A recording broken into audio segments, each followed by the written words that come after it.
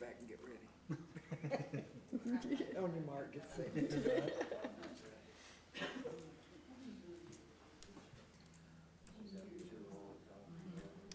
Yep.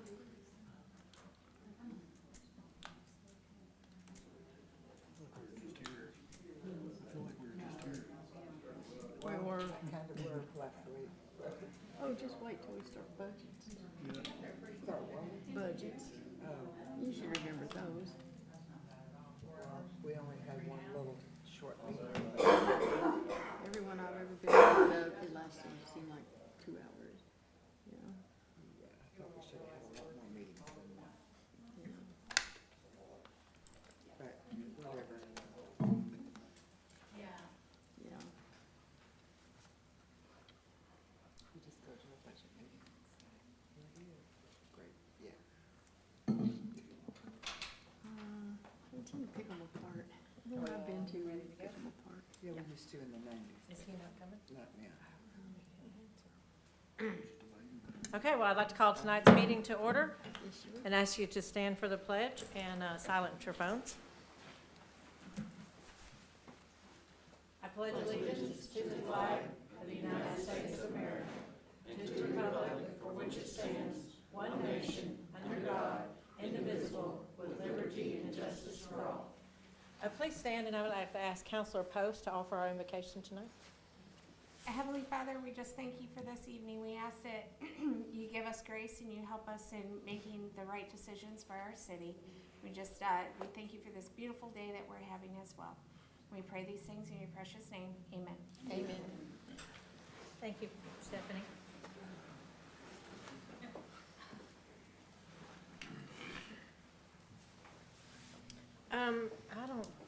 We have a couple of things. I think Friday night we have a sip and stroll, and we have a concert out at the community center. And I think that's about all that's going on this week. So that's our items of community interest. We're going to turn the meeting over to city manager.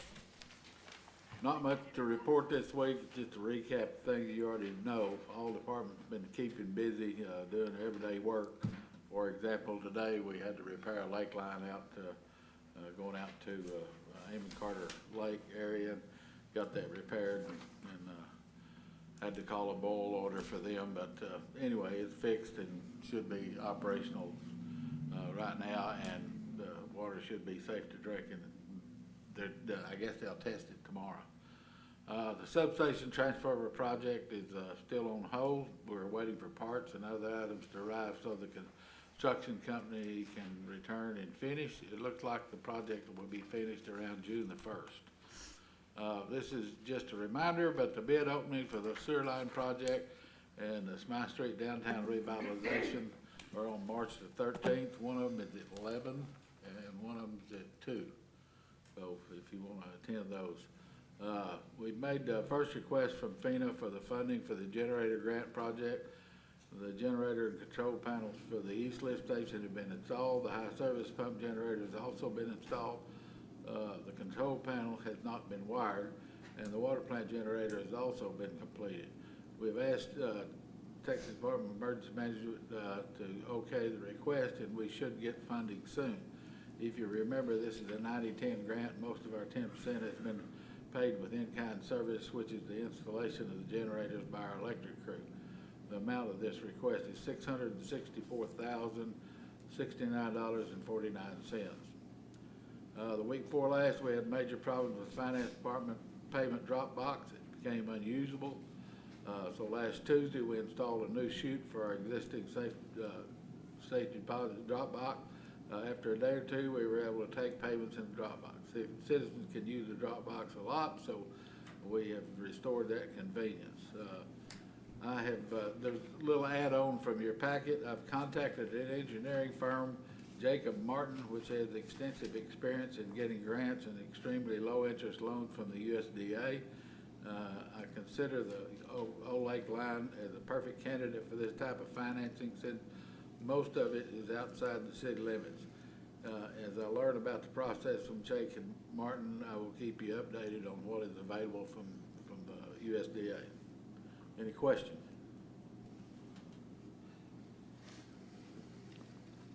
All right, well, let's move on.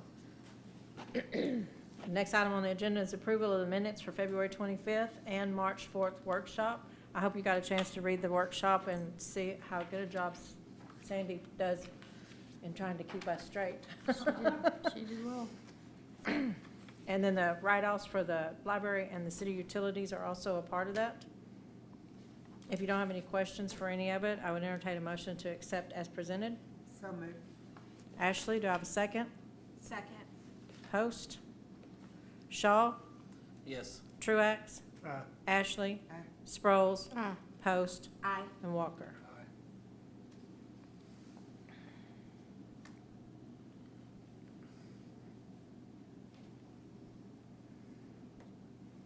Next item on the agenda is new business for Resolution 2025-09, a resolution by the City Council of the City of Bowie, Texas, designating authorized signatories for contractual documents and documents for requesting funds pertaining to the Community Development Block Grant Mitigation, CDBG MIT, Resilient Communities Program. Art, would you like to? Yeah, these are just, like preliminary forms that we have to, pass the resolutions on so that we can sign documents. These are for the, comprehensive plan, from the General Land Office deal, which is, as if y'all remember, we're getting a 100% grant on that. So anyway, this is just normal procedures. We're just getting it out of the way right now. And same thing for the next one. All right, well, let's take 2025-09 first. I would entertain a motion to accept as presented. So moved. Shaw, do I have a second? Second. Laramie? Walker? Aye. Post? Aye. Sproles? Aye. Ashley? Aye. Truax? And Shaw. Aye. Resolution 2025-10, a resolution adopting the attached policies in connection with the City of Bowie, Texas, participation in a federally funded Community Development Block Grant, CDBG projects, and adherence to the regulations described herein. That is also in your packet. It's quite lengthy, Yeah. but I would entertain a motion to accept as presented. So moved. Sproles, do I have a second? Second. Walker? Post? Aye. Truax? Yes. Sproles? Aye. Shaw? Aye. Ashley? Aye. Walker?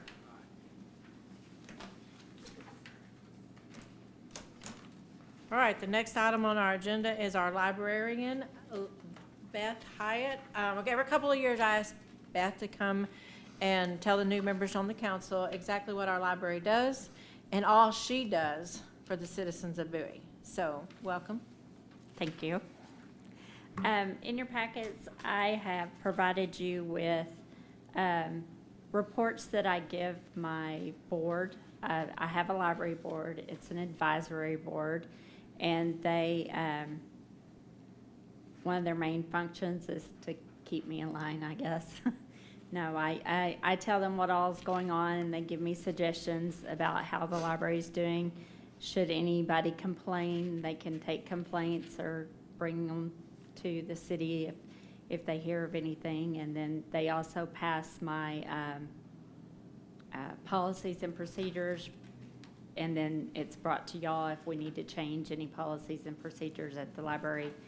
And then they have the responsibility, if there's ever an item that's requested to be removed from the library, they would review that and then give me recommendations whether to keep or remove. So that's mainly what the library board does, but bi-monthly I do reports for them, and the ones that look like this, these are what I call my statistical report. So the top part is the statistics for our circulation. So all of the items that we circulate in the library, and broke down by genre, adult nonfiction, and then young adult, which would be kind of a high school age or early adulthood. Juvenile would be around your junior high age, and easy is your, we call it easy readers or pre-readers. That's our children's section. And then we do recorded books and movies, and equipment for laptops and hotspots, and we check out board games also. We also have, the next section will tell you how many items we've added or withdrawn from the library, and then new cards, which amazes me every month, the amount of new cards we issue, because in January it was 24, in February it was 26. It's always in the 20s. We have a lot of people who move in and they come to the library and get a library card. It's great. And then we have a meeting room, a multi-purpose meeting room that the public can use if you're a nonprofit or organization, and it has a TV that has hookups for computers and tables and chairs, and we have a small kitchenette off to the side of that. Several organizations use that meeting room for their meetings. And then below that is our programming and the attendance for the month for those programs. And then at the very bottom is the types of money we bring in. We do, of course, library fines for overdue books or anything like that. And we do a lot of copying and faxing for the public. So that money is actually goes back to the general fund. And we get memorials and donations. And under lost books, so if somebody loses a book or runs a book or item, they have to pay for it, and that's in that category. So, do y'all have any questions on my statistical reports? And I keep, not only does this keep my board informed, but I also have to do a yearly report to the State of Texas Library. I do that in order to be an accredited state library.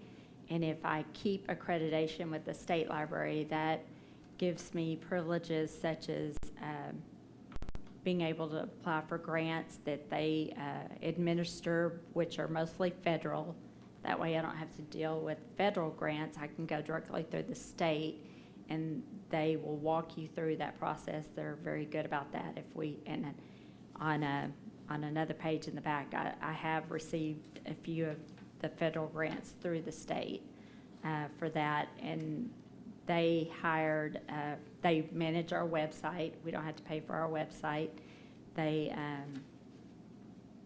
do E-rate for us, which gives us a discount on our internet, and it used to be telephone, but then that went away when internet became more popular, so we get a discount on the internet, and then coming this summer, we will get a discount on the hotspots that we lend out through that E-rate program, which they pay a consultant to do all that paperwork for us. I don't know if anybody's ever had to fill out a federal government form. It's not an easy task, but they pay for the consultants that do that for us. There's a lot of benefits to being an accredited library through the state of Texas. And then in my director's report, I tell them all the programs we've done and then all of the programs that are coming up. So I try to go back a month and then go forward a few months so that they know what's coming up and what programs we will be doing. I've also included a few pamphlets for y'all, like the books that we'll be reading this year for our book club. We do an adult book club. We just had our spring book sale, the Friends of the Library, which is another organization that is, it's a 501c3 organization, and they raise money to help support the library. And since I've been director in 2012, the money that they raise, they pay nearly 100% of our summer reading program every year. And that's all our performers, all our supplies, all of our books that we hand out at the end of the summer reading. We give the children a free book to take home, and they have paid for carpeting and painting and equipment and new toys in our children's section. So they do that by doing basically just book sales every year. We get a lot of donations in from the public, and then they take those donations and they sell them for $1 a hardback and 50 cents a paperback, and they raise quite a bit of money for that. So I rely on them a lot.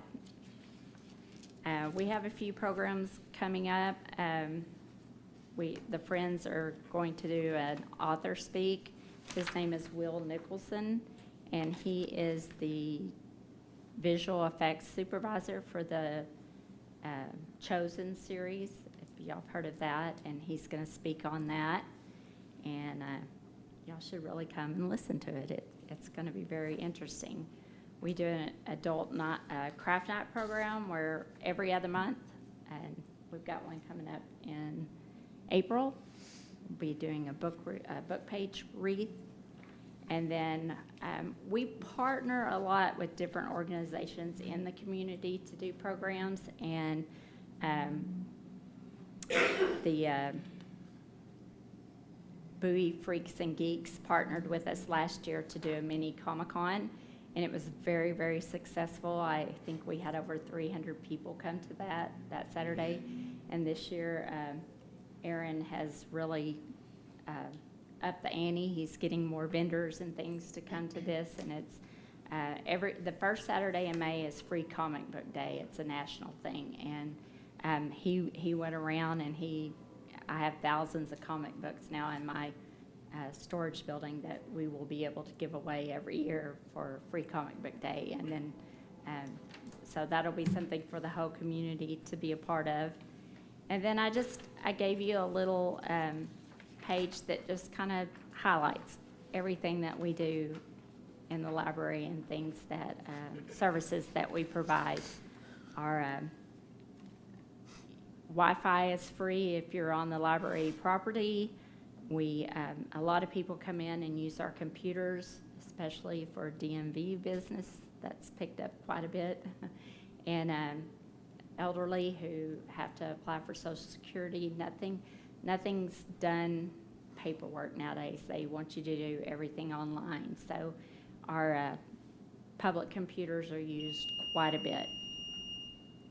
And we have a children's area which was a grant through the Texas State Library to put in play centers in our children's area, because when a child is age 0 to 3, their brain develops and they learn skills through play. So with having the centers in the children's area that they can play on, like play pretend, and I can't tell you how many pizzas and hot dogs I've had cooked in our little play kitchen, because they really love to do that. And but it's also, libraries are no longer tombs or mausoleums. Our library is a community space. It is a community meeting space. So having a place where moms can bring their children in a safe environment where they don't have to worry about them, running off, and having a place to play, and they can sit and visit. We see that a lot. So having that area, and the grant we got from the Texas State Library to put that in, that has really made a very community space for our community. And we have a reading area for adults. We have study tables. Like I say, they can get on the internet with their own device. Doesn't cost them anything. And we have we've gotten all kinds of grants. I put a page in there about all the grants that we've received, and some of my credentials. And we love serving the community at the library. Do y'all have any questions? So you saw almost 2,000 people in January come through the door? Is that correct? Yes, we have a door counter, and yeah. That's incredible. Yeah. Every time she does this report, it blows my mind. Seems like y'all been pretty prolific in the grants as well, so I I commend you. You're doing great, and I know it's a great benefit to the community. Thank you. Thanks for your hard work. So I was gonna say, no questions, but you're doing a heck of a job. Well, thank you very much, and I don't do it alone. I have a great staff and I have great management, so. Thank you, Beth, for Thanks, Beth. bringing this information to us. Great job. And the book sale's my favorite. So the Comic-Con's at the library, and you had 300 people at it last year? I might have to check that out. Wow. It's awesome. When we do our art exhibit during the break, sometimes we have around 500 people come through there. Holy cow. Wow. All right, well, let's go to number 4 on our agenda, which is ordinance 2025-02. An ordinance amending Appendix C, fee schedule water rates 2018 of the Code of Ordinance of the City of Bowie, Texas, increasing water rates, providing a saving clause and a severability clause, and an effective date. First thing I'd like to do, it's been a week since we had our workshop, and I have Stoney and Pamela here again. Jerry's in the back of the room. If you have any questions you need to get verified or any information you need to get clarified, now would be the time to do that.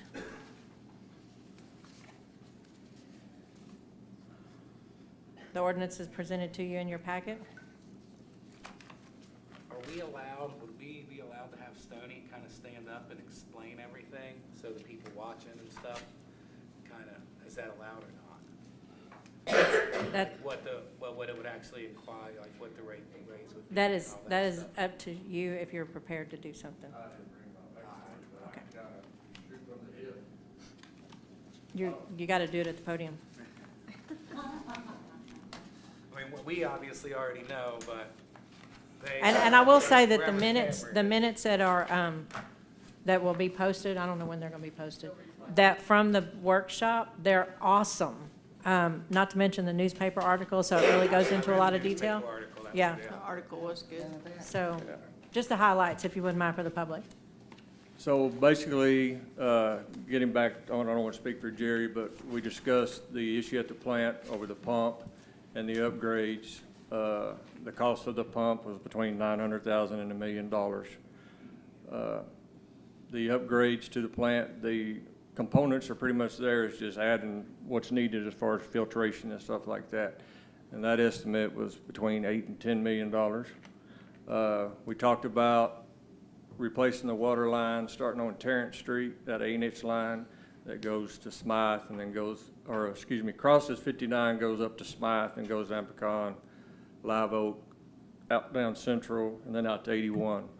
And I believe I said that was around $2.5 to $3 million to do that because of the amount of connections and crossing intersections and whatnot. To replace the line to the lake, it was between $3.5 and $4 million. As far as all the rest of the numbers, you know, we discussed the rates that Pam pretty much put together, and we all discussed that and went over that for the $2.50 inside and the $3 on the outside. I think we talked about the bulk water rate, changing that. Am I missing anything? No, obviously, that'll include all of our outside the city limits customers, too. Right. And what project do you plan to start first? Well, the first thing would be the plant. Even the letter that we sent to TCEQ, the engineer sent to TCEQ waiting on the variance, that just gives us a little more time. But once we get to that 85%, we don't have an option. And like I said in there, it's do we want to be proactive and get ahead of it, or do we want to be behind? So, and then again, talking about the funding, it's still not enough. You know, I said we need between $19 million, around $19 million, but I figure it's really going to be about $22 million. Because anything that anybody learns, the longer you wait to do something, the more it costs us. We learned that lesson on Nelson. We're looking at Pillar now too, Yeah. correct? Yes, and Pillar, and then we discussed what I discussed with some of the council a year ago about the needs for the streets. So that's a whole different ballgame. It has nothing to do with these figures. But the plant would be the first thing you do on the pump. And then depending on where we are on our numbers. I also talked about our growth on our meters, what we've done since 2021. I believe that number was like 800 additional meters since 2021. That number continues to grow daily. We did 2 more taps at Silver Lake last week. We got another one they just got today that we're going to be doing. And I believe total-wise, we got 12 on the books total. So the growth is there. It's coming. So again, it's just a matter of, again, do we want to get ahead of it or will we be behind? And if TCEQ comes in and we get behind, they're going to tell you what you're going to do. We're not going to have the option. Thank you. That's the most important part right there. Mm-hmm. Any more questions? That good enough, sir? Yeah, I was just, like I said, we knew, I just, let everyone else know, kind of what we're up against here, So what we have is, we did not change the base meter rates, and the rate increase goes strictly towards consumption. So, I have a question. yes, ma'am. On this usage charge here, it says $7.23 per 1,000. I thought we talked about a $2.50 per 1,000. It was a $2.50 increase. Where does the $7.23 come into play per 1,000? It was $4.73. $2.50 makes it $7.23. Okay, that was where I got confused. Yeah. Thank you. All right, guys, then I'm going to ask for a motion to accept the ordinance 2024-02 as presented. Does that ordinance put away some of these funds to be directed towards the infrastructure project? So we talked about restricting the overages because we're going to need the funds for engineering fees, Sure. which will be the beginning of the projects. So Pamela's going to be bringing back a report to us as to how much we're able to restrict each month. Okay. Maybe every 2 months. Okay. But it'll give us some build-up between now and the end of this budget year.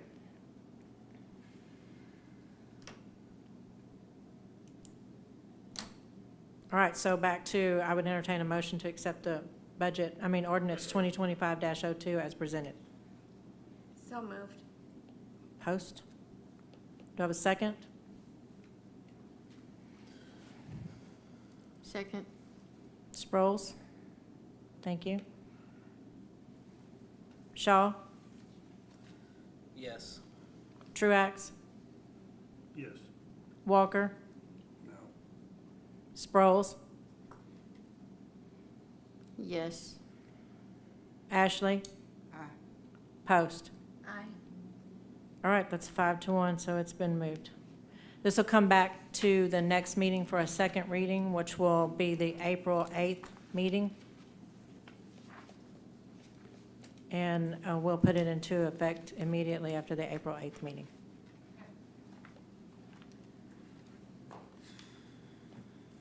Okay, last item on the agenda is public comments. Do we have any public comments tonight? Well, with a no, then we will adjourn at 6:27. Thank you very much. Thank you, council. And it's still daylight out.